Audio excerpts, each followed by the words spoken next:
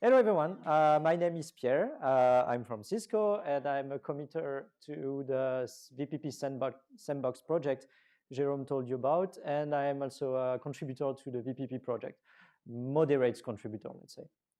And I'm going to tell you a little bit about how FDio works in terms of business governance and technical governance. So this presentation will go from the mechanisms of the existence of FDio to the, how can you commit something to the code? How can you contribute to the code? First of all, the first thing to say is that FDio or FD.io is a Linux Foundation project. That means that the Linux Foundation provides legal and technical infrastructure. Here is the logos of, I think, all the existing Linux Foundation project right now, and we can see pretty big names like Xen, Open Daylight, Let's Encrypt, OpenNAV, etc., etc. So there is an history of successful projects in the Linux Foundation infrastructure, and we hope we can be one of the next one. I want to insist on those guiding principles that you can find on the website. The first one is that FDio will operate transparently, openly, collaboratively, and ethically, obviously, but transparently, openly is really, really the key. We don't want to make the same mistakes as other projects did. We really want to let people participate, get involved, contribute, propose. So right after, I'm going to explain in the details of how FDio works, and that's really the key idea. We want people to be the key of the way FDio is organized. The second point is, so FDio will consist of multiple independent projects, and each project is conducted independently. That means that there is no central authority that decides of everything is going on. Each project is his own lead and has his own repository and his own committers, and they get to decide what they want to do. And so that's the third point. And all the technical decisions are made by committers, and the committers are not general to all projects. I'm committed to VPP Sandbox. I'm not committed to the other projects. Damian is committed to VPP. Maciek is committed to CSIT, and they all have a right to give their own, to decide what is going to be committed, push on the code or not on their own project. So there is no God in this infrastructure. There is a FDio board, which actually is pretty limited. I mean, the role it has is just to make the business decisions, vote budget, define policy, define scope. That stops here. The real central organization in FDio is the TSC. So the idea of the TSC, so it's a technical steering committee, is to try to bond the projects together. The TSC accepts projects, so when there is a proposal for a new project, the TSC makes sure that all the conditions are ensured so that the project is within the scope. So the TSC votes to accept the project. The TSC also approves the committers that are the new committers that are being proposed by other existing committers for each project. And the TSC is just the role of the TSC, which by the way meets every week, and that meeting is open. Anyone can attend the TSC meeting. So the role of the TSC is just to make sure that all the different projects operate one with each other correctly, fluently, make sure that there is correct cooperation between all of them, and make sure that the projects evolve correctly. I mean, do not get blocked in something, don't get just lost and not maintained and so on. So the TSC is just taking care of all these interactions, all the projects. So here are a few more principles. We don't want to manage everything. We don't want to govern everything. It's not the idea of FDio. We want the projects to have all the infrastructure they need to be able to evolve by themselves with their own committers. So the TSC or the board is not going to lead exactly say what has to become a project. That's not the idea. Obviously, we want some norms of courteous behavior. We want people to respect each other, etc., etc. projects need to work together, notify each other where something happened, and that becomes even more important when we start speaking about releases. So VPP is going to have a release, CCT is going to have a release, and when we talk about releases, then we need the different projects to interact each other correctly, and that's one of the things the TSC is supposed to make sure of. And well, culture is king. We want to have an open source culture. We want to have a participating culture. What does it mean to be a FDIO member? You can see the different logos of the members for FDio. You have different levels of members: platinum, gold, silver, and the difference mostly is, except the amount of money you put in there that you decide.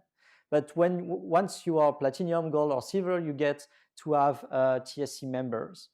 But that's actually just temporary. So right now, the TSC is mostly composed by members representative of the FDio members.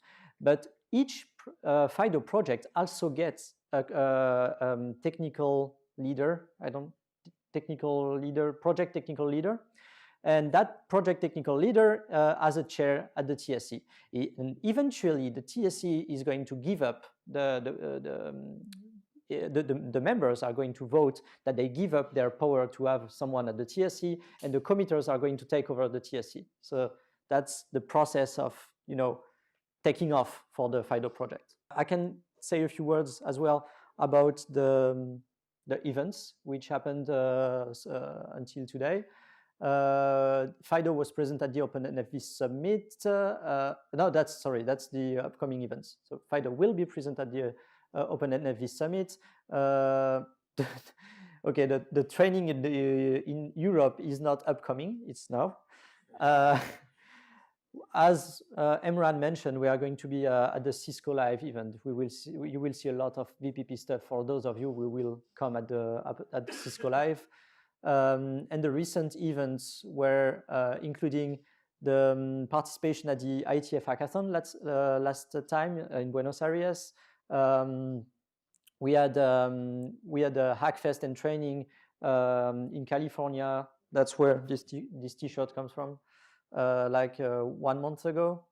And we had the pre-launch right after the launch of FDIO. So that's it for business governance. Is there any questions so far? Otherwise, I will keep going with the technical details of how it works. Technically how it works, right? So the technical governance. This is the overall idea of how the FDio organizes itself. You have the FDio members, you have the technical steering committee, you have the project technical leader I talked about, you have the project committers and the contributors. So the key in the organization is between the project committers and the TSC, which share the members, because every project is going to get one, gets one project technical leader, which is at the TSC.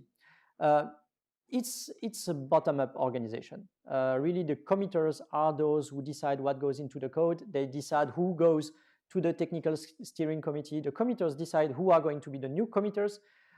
This is being approved by the TSC, but it's mostly the committers who decide who are the new committers. And obviously, the FDio members also have something to say. That's the business part of it, so top-down, where they can give opinions and give directions. What does it mean to be a Linux Foundation project? So apart from the legal side and the business side, we also get some help given the infrastructure.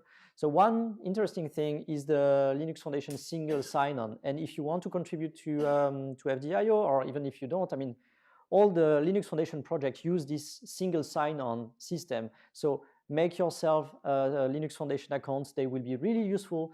This single login gives you access to the wiki. You can modify the wiki. You can add information.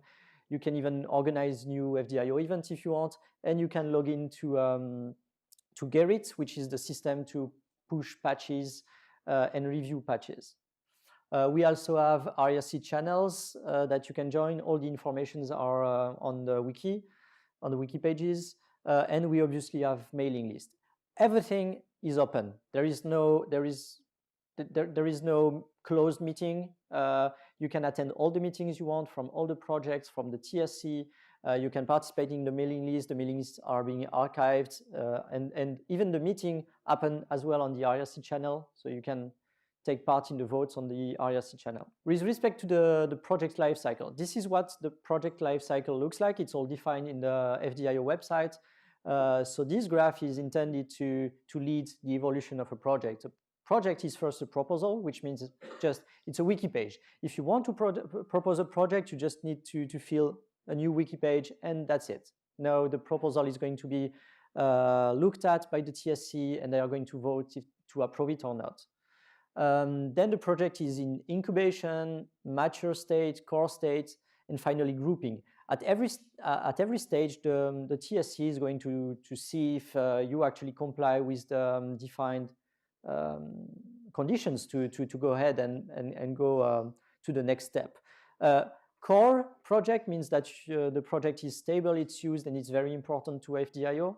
And once you pass the core state, then you get to grouping state. That's, well, you may not go there, but the idea is that your project may get merged with another project. Like if you want to develop a new VPP feature, something like that, you start by creating a project, and then you develop your code, etc., etc. And at some point, your project will be considered so important that you can be merged to VPP core code itself. So in terms of code contribution, now let's go into the details. I mean, technically how it works.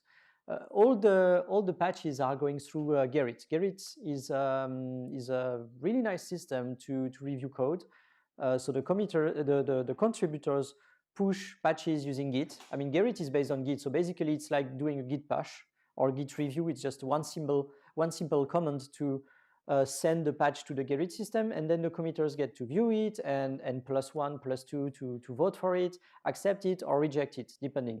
You also can get comments line by line. You can update your patch. I mean, it's really nice. It's a really nice tool to deal with all that. You can look on the website gerrit.fd.io. You will see all the contributions. There are many of them, all the patch being reviewed, accepted, pushed, and that's how it works. So you already saw something like that, I think, this morning. But here is a full list of the existing projects. There is the FDIO meta projects. For instance, the Jenkins jobs are here. That's actually fairly interesting. Every time you make a proposal, you push a patch to Gerrit, a Jenkins job is actually going to compile your patch to make sure that it does compile. That's the first step. For now, it's just compiling, but CCIT is going to go even farther than that. When you propose a patch, the patch is going to be tested, functionally tested, to make sure that your patch doesn't break anything. And some of the patches, some of the stages in the development will be as well performances tested by CCIT. CCIT is the second point. Then we have Honeycomb. It's the NetConfiang configuration agent. There is NSH, Jerome told about it. There is the overlay network engine. It's a list-based overlay.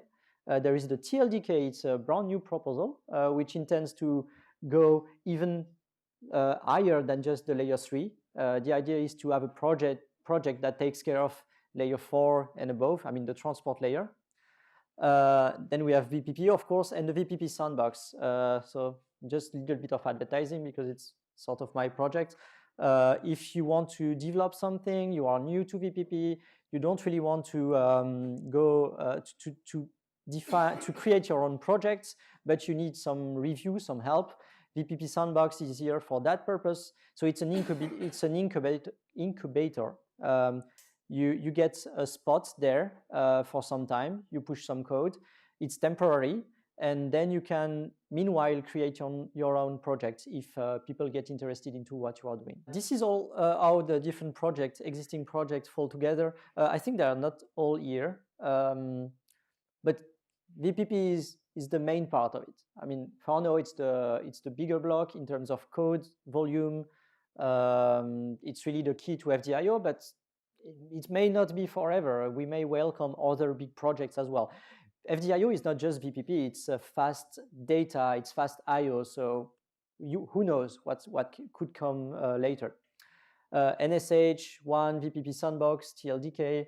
On the management side, we have Honeycomb, we have Cecit for testing, and any other proposal is obviously welcome if you want to add your stone here.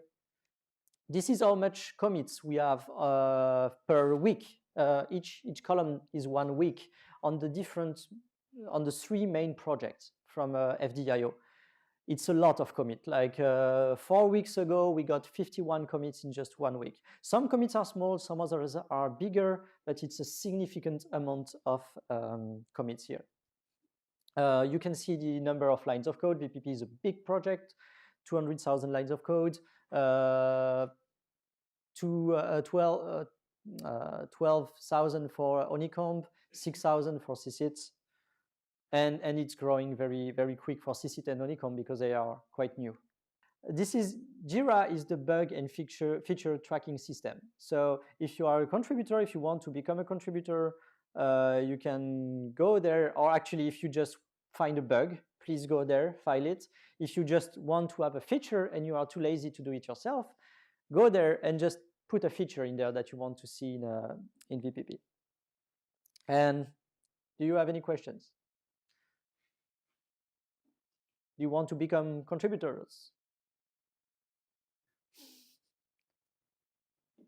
Yeah, maybe. Okay, thank you.